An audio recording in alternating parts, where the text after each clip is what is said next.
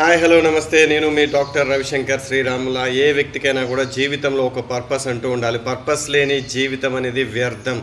నీవు ఎందుకు బ్రతుకుతున్నావో నీవే తెలుసుకోవాలి. రైట్. నీ జీవిత లక్ష్యాన్ని నీవే నిర్దేశించుకోవాలి. నీ తలరాతని నీవే రాసుకోవాలి.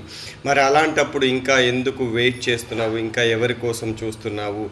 ఎవరో వస్తారని ఏదో చేస్తారని ఆశిస్తూ మోసపోకు మిత్రమా. కాబట్టి నీ జీవితాన్ని, నీ గమ్యాన్ని, నీ లక్ష్యాన్ని నీవే నిర్దేశించుకో.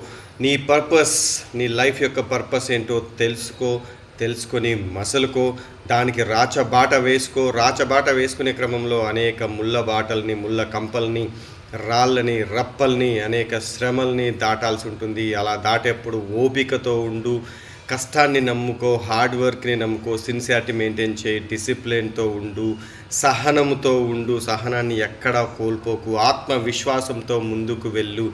ఇవే నీ ఆయుధాలు. ఎక్కడా కూడా కొనుక్కోవాల్సిన అవసరం లేదు. నీలో నుంచి, నీ ఆత్మలోంచి, నీ శరీరంలోంచి, నీ మనస్సులోంచి వచ్చేటువంటి ఈ ఆయుధాలని పట్టుకొని నీ ప్రయత్నాన్ని కొనసాగించు. అప్పుడు మాత్రమే నీ యొక్క జీవితం యొక్క లక్ష్యం అనేది నెరవేరుతుంది. నీ యొక్క పర్పస్ అనేది నీకు తెలుస్తుంది. ఒక గొప్ప వ్యక్తిగా, మంచి మనసున్న వ్యక్తిగా, మంచి గమ్యాన్ని చేరే వ్యక్తిగా నువ్వు నిలబడతావు. Bye bye.